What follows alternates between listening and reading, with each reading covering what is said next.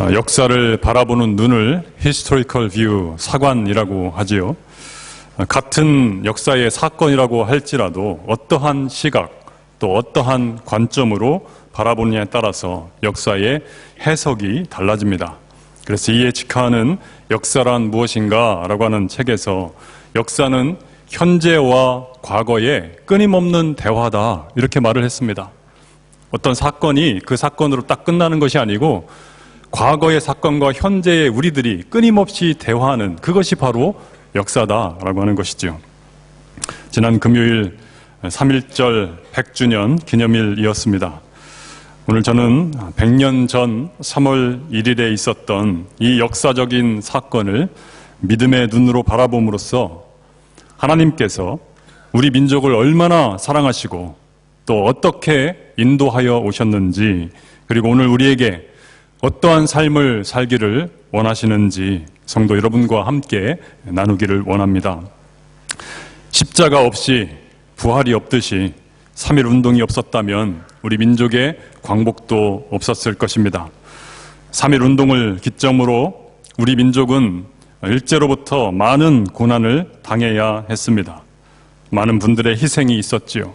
정말 많은 분들이 희생을 당했습니다. 그분들 가운데서도 특별히 올해 3.1절에는 유관순 열사의 이름이 더욱 빛이 나는 것 같습니다. 정부에서 유관순 열사에게 그동안은 3등급이었던 훈장을 1등급 건국훈장 대한민국장을 추가로 서운을 했습니다. 또 지난달 2월 27일에 항거 유관순 이야기라고 하는 영화가 개봉이 되어서 지금 많은 분들이 또 이 영화를 관람을 하고 있습니다. 유관순 열사의 본가는 천안이었죠. 근데 학교는 공주 영명학교를 어렸을 적에 다녔습니다. 그 시절에 공주 지역에서 전도를 하고 있던 선교사님이 앨리스 샤프 선교사님이었습니다. 이 선교사님을 만나서 영명학교를 졸업한 뒤에 이 샤프 선교사님의 도움으로 서울에 있는 이화학당에 입학을 하게 됩니다. 그곳에서 좋은 신앙의 선생님들을 만났고요. 또 좋은 신앙의 선배, 후배들을 만나지요.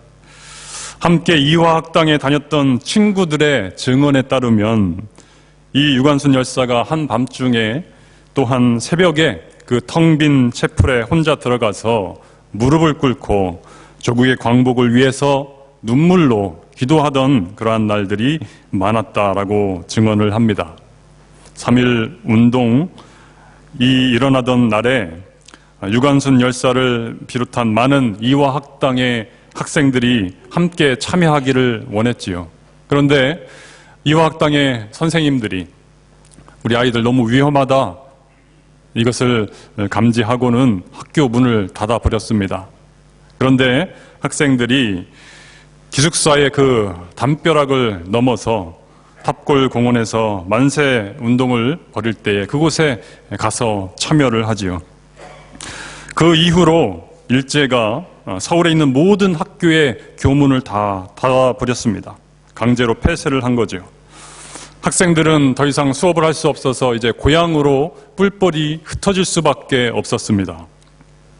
그런데 이것은 일제로서는 아주 큰 패착이었습니다. 각 지역 고향 마을로 흩어진 이 학생들이요, 거기에서 일제 항거 운동을 준비하고 주도적인 역할을 또 해나가기 시작합니다. 유관순 열사도 고향인 충남 천안 병천으로 내려갔습니다. 거기에서 3.1 운동이 있은 지 정확히 한 달 후인 4월 1일에 아운의 장터에서 또 병천운동 혹은 아운의 운동으로 잘 알려진 이 운동을 이끌게 됩니다. 만세 운동을 하다가 투옥이 되게 됩니다. 재판을 받는데 유관순 열사가 그 재판 과정 내내 일제 강제 점거의 불법성, 재판의 부당성을 지속적으로 그 꼬마 소녀가 거기에서 제기를 하는 겁니다. 얼마나 당찼는지 그 재판석에 있는 책상을 집어 던졌다고 합니다. 얘는 독종이구나 싶어서 그 재판석에서 명령하기를 여기서는 안 되고 서울에 있는 악명 높은 서대문 형무소로 보내게 되지요. 1919년 3월 1일, 정확히 1년 후에 1920년 3월 1일 그 서대문 형무소 각 방에 수감되어 있던 그 독립투사들이 함께 그 감옥 속에서 만세를 외치기 시작합니다. 대한독립 만세, 대한독립 만세를 외치기 시작하죠. 그때 그곳에는 많은 범죄자들도 있었는데 그것에 감동이 되어서 그 모든 그곳에 수감되어 있던 사람들이 다 이 만세 운동에 동참을 합니다.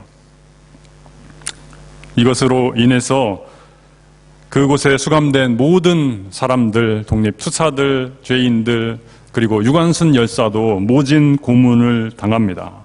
극심한 소녀로서는 참 견디기 힘든 그런 고문을 당하고 갑자기 몸이 약해지기 시작합니다. 급속도로 악화가 되어서 그로부터 7개월 후인 9월 28일에 바로 옥중에서 하나님 품에 안기게 되지요.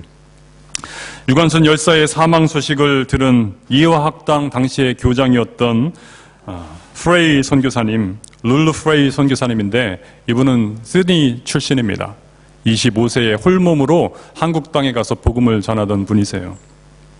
프레이 선교사님과 또 그 당시에 같이 그 이화학당의 선생으로 와 있던 월터 선교사님이 유관순 우리 학생의 시신을 내어달라 요청을 하지요. 근데 일제는 거부합니다. 그러자 프레이 선교사님이 만약에 내어주지 않으면 너희들의 이 사실을 외국에 다 알리겠다 항의를 하자 어쩔 수 없이 시신을 내어줍니다. 유관순 열사의 장례식은 정동교회의 김종우 목사님의 주례로 정성껏 치러졌습니다. 그때 그녀의 나이는 만 18세였습니다. 유관순 열사뿐만이 아니라 한국 교회 역사에 있어서 일제 이 강점기에 항거의 정신을 보여주었던 위대한 그런 신앙인들이 참 많습니다. 고신대 이상규 교수에 따르면 짧은 기독교 역사에도 불구하고 한국 교회는 공식적으로는 1만 명, 비공식적으로는 3만 명 이상의 순교자를 배출했다고 말합니다. 이것은요, 초기교회에 로마 제국이 기독교를 한참 박해하던 시기에 발생했던 순교자보다도 훨씬 더 많은 수치다라고 그렇게 이야기를 합니다. 이분들의 삶을 묵상할 때에 도전이 되는 것이 있습니다. 내가 만약에 그분들의 그 자리에 서 있었다면 나는 과연 그 위협에 굴복하지 않고 끝까지 견딜 수 있었을까? 그 옥중에서 그분들은 그 고문 가운데 무엇을 바라보고 그 육체적, 정신적 폭압에 무너져 내리지 않고 그 독립의 길, 믿음의 길을 걸어갈 수 있었을까? 우리 믿음의 선배들에게는 소망이 있었습니다. 지금은 비록 나라 없는 서러운 백성이지만 다시 우리 조국은 잃었던 주권을 회복할 것이다 라고 하는 소망. 지금은 일제가 점령하고 있지만 그들의 시대는 영원하지 않고 이제 곧 끝날 것이다 라고 하는 소망. 지금은 우리 민족이 고난 가운데 살아가고 있으나 하나님은 반드시 우리 민족에게 다시 해방의 날, 자유의 날을 허락하여 주실 것이다 라고 하는 믿음. 그들은 믿음으로 기도했습니다. 그 소망을 가지고 있던 신앙의 선배들은 만세운동, 애국운동, 독립운동을 주도해 나아갑니다. 당시 기독교인의 그 숫자는요, 전체 국민의 1.3%에 불과했습니다. 3.1운동이 있은 지 26년 만에 하나님은 우리 민족에게 다시 광복을 허락하셨습니다. 아무리 절망스러운 고난이라 할지라도 반드시 끝이 있습니다. 예수님의 생애는 십자가로 끝나지 않지요. 마태복음 27장, 마가복음 15장, 누가복음 23장, 요한복음 19장에서 예수님은 십자가에서 죽으십니다. 그러나 사복음서는 다시 이어집니다. 27장, 15장, 23장, 19장에서 사복음서가 끝나는 것이 아니고 사복음서는 계속 이어져서 바로 그 다음 장에서 예수님께서 부활하시지요. 십자가 죽음으로 이제 끝이라고 믿었던 그 제자들, 절망 가운데 있던 그 제자들에게 예수님은 다시 나타나셨습니다. 그들에게 소망을 주셨습니다. 그들에게 비전을 주셨습니다. 그 소망과 비전 위에 기독교가 세워졌습니다. 그 소망과 비전 위에 우리 교회가 세워졌습니다. 그래서 기독교는 본질적으로 소망의 종교입니다. 이 소망이 있었기에 우리 믿음의 선배들은 절망하지 않고 어떠한 어려움이 와도 다시 일어섰습니다. 소망의 그 사람들을 하나님께서 사용하셨다라고 하는 것이지요. 해방 후에 우리 민족이 다시 한국 전쟁이라는 참혹한 그 고난의 시기를 지나야 했지요. 6.25 직후에 한국의 1인당 GDP가 67불이었습니다. 67불로 한 사람이 1년을 먹고 살았다고 하는 거죠. 외국의 원조를 받지 않고는 살 수 없던 나라 바로 대한민국이었습니다. 하지만 우리 신앙의 선배들은 믿었습니다. 소망의 하나님을 믿었습니다. 이 나라를 하나님 다시 일으켜 주옵소서. 이 땅에 다시 기적을 일으켜 주옵소서. 하나님께 기도하면 하나님께서는 들으실 것이요 반드시 우리 기도에 응답하여 주실 것이다 라고 하는 그 소망의 하나님을 붙들었습니다. 우리 신앙의 선배들은 기도의 능력을 믿었고 복음의 능력을 믿었습니다. 어려운 세월 지났지만 소망을 품고 한 걸음 한 걸음 그 역사의 굴곡진 시대를 지나갔습니다. 2019년 한국의 1인당 GDP 예상액이 어제 제가 뉴스를 찾아보니까 약 32,700불이랍니다. 그대로 이루어진다면 세계 11위의 경제 강국이 되는 것이죠. 이것만이 아닙니다. 경제적으로 많이 부흥했지만 기독교 선교 역사 100년이 조금 넘는 이 단기간에 세계에서 가장 선교사를 많이 파송하는 나라가 되었습니다. 작년 2018년도 27,933명의 선교사가 해외로 파송이 되었습니다. 171개국에 흩어져서 예수 그리스도의 복음을 전하고 있습니다. 절망의 땅에 절망하는 그 영혼들에게 생명의 소망을 전하고 있습니다. 하나님의 은혜가 아니면 일어날 수 없는, 있을 수 없는 그러한 일들이 바로 그 땅 가운데 일어나고 있는 것이죠. 오늘 본문의 이스라엘은 바벨론 포로에서 자유를 얻어서 고향 땅으로 돌아옵니다. 하지만 기대와 환상을 품고 돌아온 그 고향 땅 너무나 처참했습니다. 하나님의 거룩한 성전은 무너져 내려버렸습니다. 자기들이 살던 집 다 폐허가 되었습니다. 성벽도 다 무너져 내렸습니다. 절망 그 자체였습니다. 그러나 그들에게 소망의 하나님께서 말씀하시는 것이 바로 오늘 본문이지요. 그러므로 나 여호와가 이처럼 말하노라.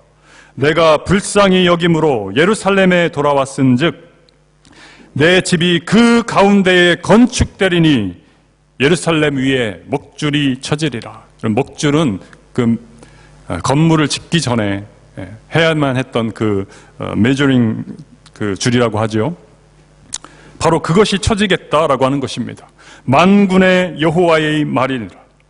그가 다시 외쳐 이르기를 만군의 여호와의 말씀에 나와 성읍들이 넘치도록 다시 풍부할 것이라. 여호와가 다시 시온을 위로하며 다시 예루살렘을 택하리라 라고 말씀하십니다. 사랑하는 성도 여러분, 우리 하나님은 다시 시작하는 분이심을 여러분 믿으실 수 있기를 바랍니다. 믿음의 소망을 붙들고 있으면 하나님은 반드시 다시 우리를 회복해 하시는 하나님이십니다. 혹시 성도 여러분 중에 좀처럼 성장하지 않는 그 신앙 때문에 답답한 가슴으로 고민 가운데 있는 성도님들이 계십니까? 마음이 무너지고 정신적으로 너무 힘들어서 괴로움 가운데 있는 성도님들은 혹시 안 계십니까? 사업이 힘들고 직장에서 당하는 어려움 때문에 목 놓아 울고 싶은 심정으로 오늘도 주님의 전을 찾은 성도님들 계십니까? 날이 갈수록 몸이 노쇠하고 병들어서 이제 내 인생은 끝났구나 절망 가운데 계신 성도님들은 계시지 않습니까? 여러분, 이 말씀을 붙드실 수 있기를 바랍니다. 나의 성읍들이 넘치도록 다시 풍부할 것이라. 내가 다시 시온을 위로하며 다시 예루살렘을 택하리라. 다시 우리를 회복해 하실 이 소망의 하나님, 이 하나님의 말씀을 굳게 심장으로 붙들 수 있는 이 시간 되시기를 바랍니다. 뮤지컬 하나님의 사람 유관순이라는 뮤지컬 가운데 주인공인 이 유관순이 그 옥에 갇혀서 묵상을 하면서 먼 미래를 바라보면서 자기 미래에 해방된 조국에 살고 있을 그 후손들에게 이러한 편지를 씁니다. 물론 역사적인 사실은 아니지만 이렇게 씁니다. 해방 조국에 살고 있을 후손들에게 1920년 3월 1일 서대문 감옥에서 다시 한번 대한독립 만세의 함성이 울려 퍼졌어. 이곳에 갇힌 나와 동지들은 물론 모든 죄수가 주님의 은혜로 조선 독립의 염원을 담아 외쳤지. 그 순간 1년 전 3월 1일의 기억이 머릿속을 스쳐가더구나. 1919년 이화 학당에서 친구들과 함께 난 하나님 앞에 조국의 독립을 위해 목숨을 바치기로 서원했지. 3월 1일 파고다 공원에서 일어난 만세 운동의 여파로 외놈들은 서울 시내 전 학교에 휴교령을 내렸어. 내가 다니던 이화 학당도 문을 닫는 바람에 나는 고향인 천안으로 내려가야 했어. 그때 내 손에는 밤새 만든 태극기가 가득했단다. 그리고 4월 1일 주님이 나를 사용하셔서 마침내 천안 아운의 장터에서 만세 운동을 펼칠 수 있었어. 나라 사랑, 주님을 사랑함으로 하나가 된 우리는 힘껏 대한 독립 만세를 외치며 장터 곳곳을 누볐단다. 하지만 외놈들은 우리에게 총칼을 들이밀며 잔인하게 우리를 때리고 총으로 쏘며 우리를 막으려 했어. 나의 어머니, 아버지도 그때 원통하게 눈을 감으셨지. 하지만 주님이 주신 힘으로 견딜 수 있었어. 그때 난 헌병들에게 끌려가 수도 없이 맞고 살이 찢기고 고문을 당했지만 그 아픔은 나라를 잃은 슬픔에 비할 수가 없었어. 해방 조국에 살고 있을 사랑하는 후손들아, 주님을 사랑함이 나라를 사랑함이라는 것을 기억하기를 바란다. 외놈들은 물러갔을지라도 이 나라를 노리는 악한 마귀의 역사는 끊이지 않을 거야. 우리에게 나라를 지키는 방법은 오직 기도와 주님을 사랑함 뿐이란다. 다시 한번 알아주기를 바란다. 주님을 사랑함이 나라를 사랑함이라고 하는 것을. 고난이 오면 힘이 듭니다. 힘이 들면 울고 싶어지지요. 힘들 때 우십시오. 우는 건 부끄러운 것이 아닙니다. 그러나 울 때 울더라도 여러분 화장실 변기 붙잡고는 울지 마십시오. 이불 붙잡고 울지는 마십시오. 화장지 손에 틀어쥐고 울지는 마십시오. 사람 붙잡고 울지 마십시오. 하나님을 붙잡고 우셔야 합니다. 다른 곳에는 답이 없습니다. 해결책이 없어요. 오직 하나님만이 답을 가지고 계십니다. 여러분, 별은 24시간 하늘에 떠 있는 것을 아십니까? 그런데 밤에만 보이지요. 어두우면 어두울수록, 어두움이 짙으면 짙을수록 별빛은 더욱 반짝입니다. 여러분, 혹시 고난 가운데 있는 성도님들 계십니까?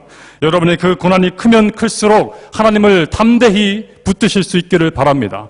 그 가운데 하나님의 그 은혜는 그 어떤 별빛보다도 강렬하게 여러분 삶 가운데 내려주실 것입니다.